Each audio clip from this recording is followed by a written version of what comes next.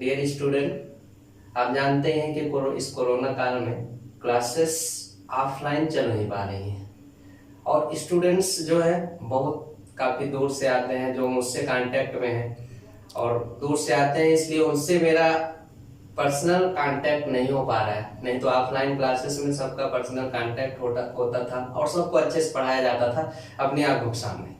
लेकिन इस समय ऐसा पॉसिबल नहीं है। स्टूडेंट्स कॉल करते हैं, फोन करते हैं, सर कैसे करें कैसे न करें। तो मेरे समझ से हमें जो है अब ऑनलाइन क्लासेस स्टार्ट करनी पड़ रही है। अब इसलिए जो है ऑनलाइन से सारे स्टूडेंट कांटेक्ट में भी आ जाएंगे और उनको पढ़ाया भी जा सकता है, क्योंकि दूर दूर से हैं सारे लोग। तो जहां तक मेरा संभव प्रयास है कि मैं आपका जो बोर्ड का कोर्स है 10th और 12th अभी स्टार्ट कर लेंगे और क्लासेस स्टार्ट करेंगे। अभी मैं फिजिक्स क्लास 12th का ही स्टार्ट करने वाला हूँ, क्योंकि ज़्यादा वैसे बात नहीं करना है, सिर्फ सिलेबस से रिलेटेड और कैसे हमें पढ़ना है और कैसे इस कम समय में करना है, क्योंकि 3-4 महीने खत्म भी हो गए हैं। अब एग्जाम भी बोर्ड के अकॉर्डिंग समय से स्टार्ट हो जाएगा तो प्रॉब्लम हो जाएगी। तो हम भरसक प्रयास ये करेंगे कि आपका जो कोर्स है 12th का वो मैं पूरा करा सकूं। इसके लिए आप सपोर्ट करिए।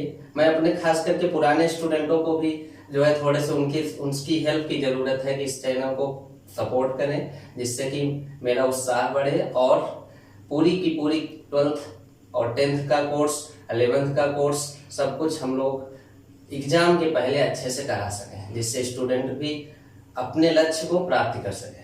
ठीक है, तो क्या है, ज्यादा बात नहीं करेंगे। अब हम लोग क्लास 12th के फिजिक्स के सिलेबस की बात करते हैं। क्या है सिलेबस में, कुछ सिलेबस हटा हुआ है जरूर, लेकिन जो है ज्यादा नहीं हटा है मेरे अकॉर्डिंग। वही चीजें हटी हैं जो बोर्ड में बहुत कम पूछा जाता था। कभी कभी क्वेश्चन वो पूछ लेता था एक आध नंबर में और कभी कभी उसको नहीं पूछा गया, तो वही सब हटाया गया है। बट पढ़ना हमें पूरा है।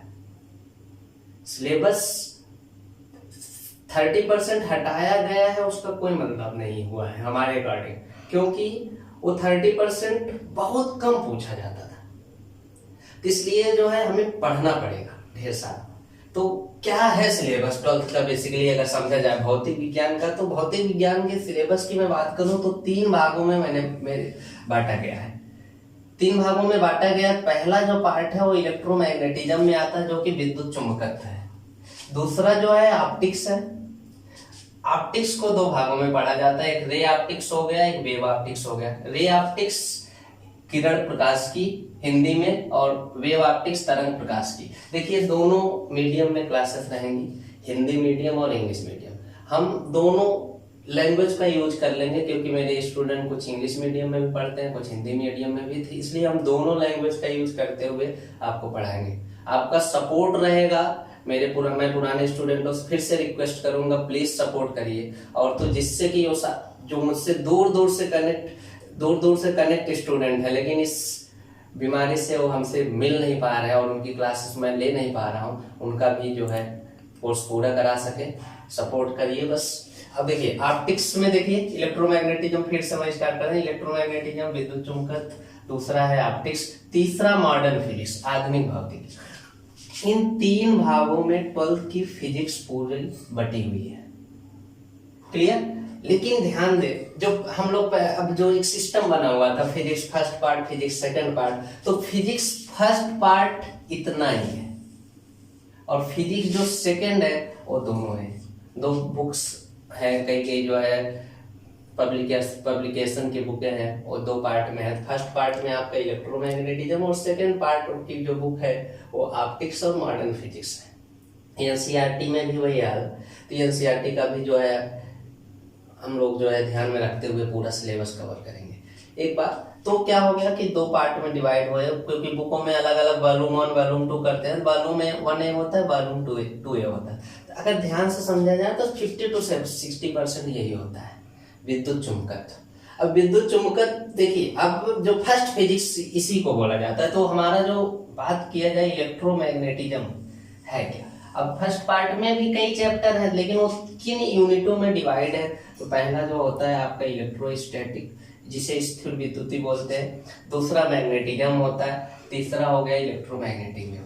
अगर बात किया जाए इलेक्ट्रोमैग्नेटिज्म, इलेक्ट्रो वर्ड कुछ इंडिकेट करने लगता है, इलेक्ट्रो वर्ड कुछ इंडिकेट करने लगता है, तो मतलब चार्ज जैसी कुछ बातें आने वाली हैं। क्यों? क्योंकि चार्ज जो है आप जानते ही हैं, चार्ज के बारे में हम पूरी स्टडी भी करेंगे, सब कुछ बताएंगे। कुल मिला के हमें जो इसकी बात किया जाए, पूरा का पूरा पैटर्न जो है ये हो गया स्टडी ऑफ चार्ज, बोला जाएगा स्टडी ऑफ चार्ज। मतलब अगर बात किया जाए, हिंदी की बात किया जाए, आवेशों का अध्ययन। तो पूरा इस पार्ट में हमें चार्ज के बारे में पढ़ना है। अब उस चार्ज के रिगार्डिंग ही 3 पार्ट में डिवाइड हुआ है। जैसे ये इलेक्ट्रोस्टैटिक हुआ, इसमें जो होता है, जो हमारा आवेश होता है, जो आवेश होता है वो स्थिर होता है, स्थिर होता है। मतलब चार्ज एट रेस्ट, दोनों हिंदी इंग्लिश मीडियम में रहेगा, charge at rest. It means आपका चार्ज जो रहेगा वो रेस्ट में रहेगा, वो मूवमेंट नहीं करेगा। क्लियर है? यहाँ पे क्या होता है, चार्ज मूव करता है, चार्ज मूव करता है, मूव करेगा, चार्ज मूव करेगा, बट मूव विथ, यहाँ पे क्या करने वाला है, चार्ज जो है मूव तो करेगा लेकिन with constant velocity. It means acceleration यहाँ पे क्या होने वाला है, 0। Constant velocity, acceleration 0। यहाँ पे क्या होता है, कांस्टेंट वेलोसिटी नहीं होती, यहाँ पे एक्सेलरेटेड बॉडी हो, एक्सेलरेटेड चार्ज होता है, एक्सेलरेटेड चार्ज। चार्ज जो मूव करता है वो कांस्टेंट वेलोसिटी से नहीं, एक्सेलरेट बॉडी रहेगी उसकी, मतलब एक्सेलरेट करेगा, उसकी वेलोसिटी अलग रहेगी। अब जब वेलोसिटी अलग अलग रहेगी तो एक्सेलरेशन यहाँ पे क्या रहेगा, नॉट कांस्टेंट, मतलब एक्सेलरेशन नॉट 0 रहेगा। वो इस तरीके से मूव करने वाले हैं चार्ज। अब देखिए, जो इलेक्ट्रोस्टैटिक में है, चार्ज क्या होता है, चार्ज रेस्ट में होता है, चार्ज मूव नहीं करता है। यहाँ पे क्या होता है, चार्ज मूव तो करता है लेकिन विद कांस्टेंट वेलोसिटी से। कांस्टेंट वेलोसिटी होगा तो एक्सेलरेशन 0 हो जाएगा। और इलेक्ट्रोमैग्नेटिक वेव में क्या होता है, एक्सेलरेशन चार्ज करता है और ए नॉट इक्वल टू क्या होता है, 0 होता है। अब इसमें भी हमारे 2-3 चैप्टर हैं, 2-3 चैप्टर हैं, 2-3 चैप्टर इसमें। ये लास्ट चैप्टर है इलेक्ट्रोमैग्नेटिज्म का, ये लास्ट चैप्टर है। उसके बाद फर्स्ट फिजिक्स क्या होती है, इसी पे एंड कर दी जाती है। क्लियर है? तो सबसे पहले हमें जो पढ़ना है, इलेक्ट्रोस्टैटिक पढ़ना है। ठीक है? इलेक्ट्रोस्टैटिक में कौन कौन से चैप्टर आएंगे, कैसे क्या करना है, हम उसको देखते हैं, फिर स्टार्ट करते हैं।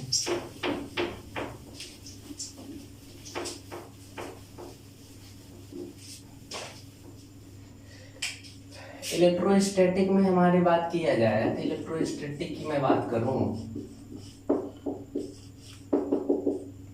स्टैटिक मतलब स्थिर विद्युती में कौन कौन से चैप्टर होने वाले हमारे।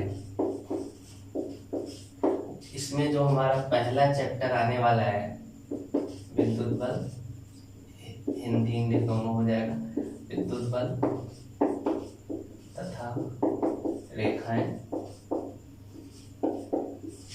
ठीक है? Electric force and lines. ठीक है? दूसरा आपका हो जाएगा इलेक्ट्रिक पोटेंशियल,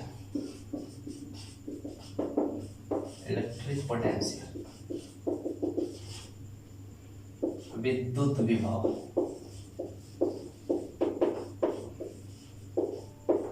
एंड थर्ड हो जाएगा गॉस थ्योरम।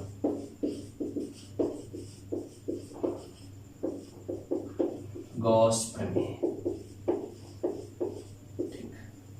क्लियर? ये सारे चैप्टर इसमें हमें जो सिलेबस के अकॉर्डिंग है वो पढ़ने हैं।